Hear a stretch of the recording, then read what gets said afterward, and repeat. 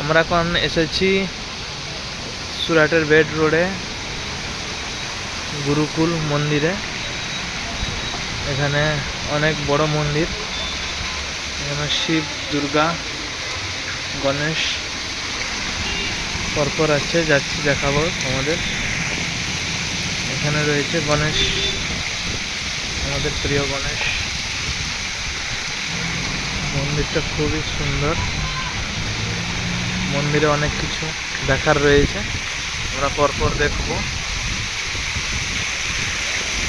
এখানে রয়েছে যে স্বামীনারায়ণের মন্দির, এই ভগবানের মন্দির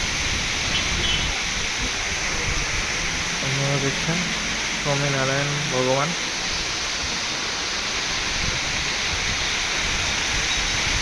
এখানে ওনার রূপ, কিছু রূপ সব ফোয়ারা, ফাউন্টেন, খুবই সুন্দর। ওইদিকে একটা স্কুল রয়েছে, বিল্ডিং, এটা মন্দিরের মতনই করে। এখানে সমস্ত ছাত্ররাও ঘুরতে এসেছে। এখানে রয়েছে এক ভগবানের মূর্তি, লক্ষ্মীনারায়ণ মনে হয়।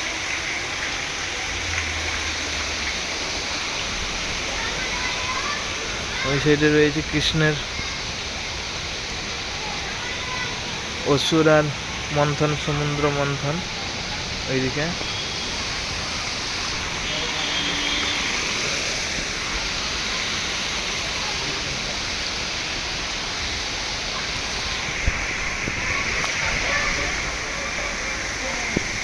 এদিকে আরো বড় মন্দির আছে, এটা পরে যাচ্ছি আমরা। এখানে রাধা কৃষ্ণ মূর্তি খুবই সুন্দর।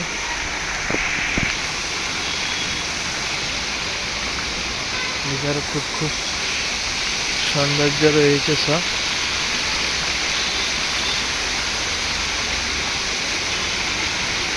একদম সুন্দর, খুবই ভালো। রয়েছে স্বামীনারায়ণজির আরেক মূর্তি।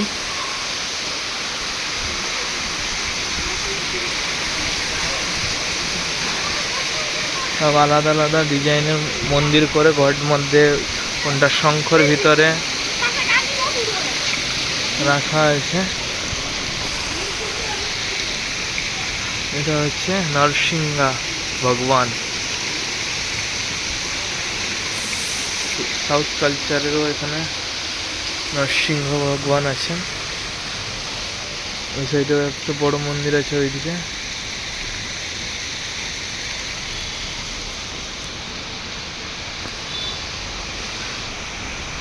শঙ্খের উপরে রয়েছে নীলকণ্ঠ গুরুজি।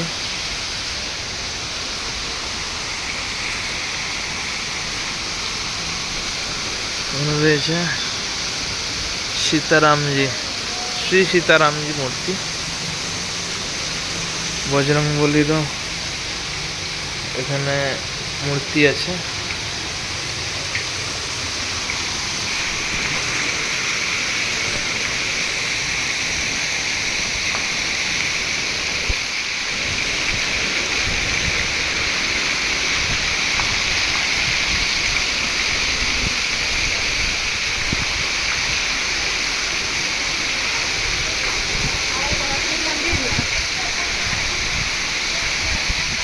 এখানে আমাদের ফ্যামিলি, আমার মা, আমার বোন।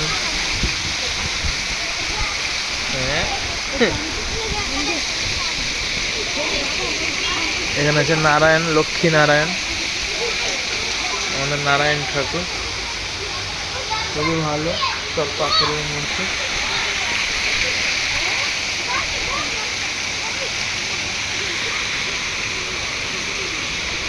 এখানে রয়েছে তিরুপতি বালাজি মন্দির,